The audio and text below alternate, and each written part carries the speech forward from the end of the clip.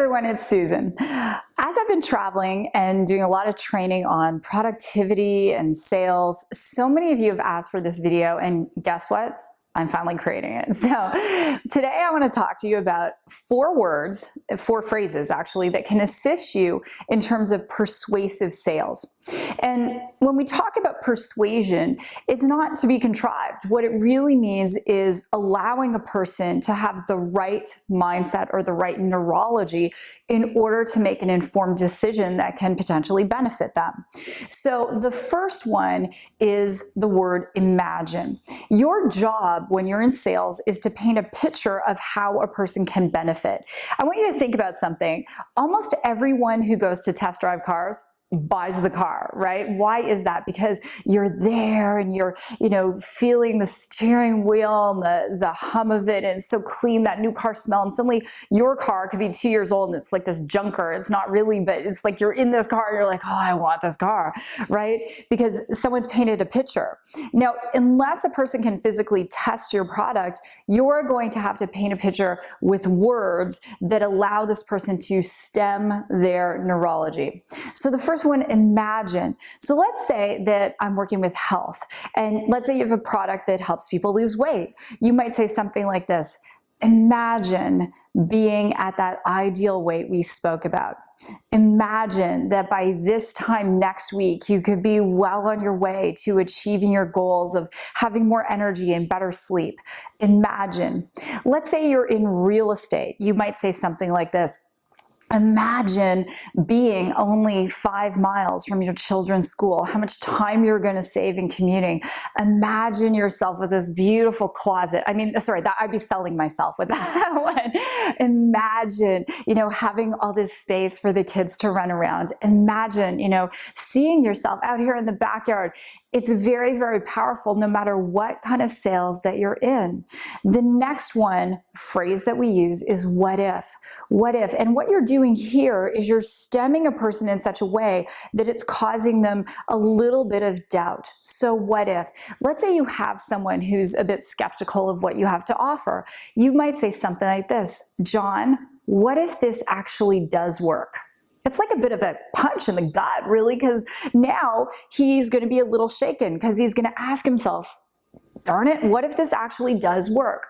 So another one might be, Elaine, what if this is what you've been looking for and you just didn't know this was what it was called? What if?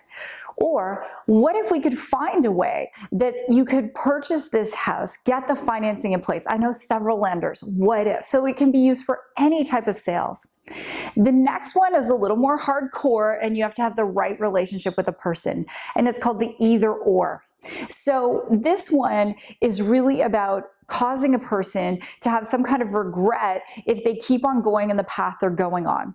So in either or, I might say something like this: John, either you can keep on going the way you're going, carrying around these extra 50 pounds, feeling like garbage even though you don't want to admit it, you can't run after your kids, or you can smarten up and get started with the program. You already have seen the results and start to get yourself in shape and live into the husband and the father you know you need to be. Either or. Another one, let's use real estate. So either you can, we'll use the commute again, either you can keep on doing what you're doing, commuting an hour into the city each way, or we can come up with a plan, get the financing, get you closer to work so you have much more time to be with your kids, do the things you love, work out, instead of spending 2 hours in the car every day. Either or. That's another one. Now, guys, I want you to imagine that these types of things, these phrases in the beginning might not roll off your tongue, right? You're going to have to practice. But I have a final one for you, and there are probably about 10 that I teach in my seminars, but I'll teach you this one. And this one is what just crushed me. And, one of my businesses is network marketing, and I was resistant. I was just, not the person I ever saw myself doing network marketing. And this is what got me this phrase: Susan, if not this, then what? Oh, it killed me. If not this, then what? And the person said to me, Susan, you're a single mom. You are running around like crazy. You're training clients. You're managing this health club. You're exhausted, and you have no residual income.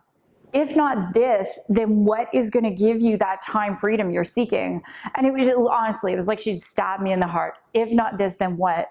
And you can use it for anything. So imagine you're selling a house again. So you can say to your client, Stacy, if not this, then what? What are you going to keep doing? Are you going to keep renting and giving someone else money, your hard-earned money? If not this, then what? You know, Nathan, if not this, then what? Are you going to keep on spending an hour and a half commuting every day as opposed to being with your family? If not this, then what? I mean, that's something I want you guys to think about. So those are some great phrases, and they come from using some stemming, and some people like to refer to that as NLP, neuro-linguistic programming. And I want to encourage you to definitely give them a try.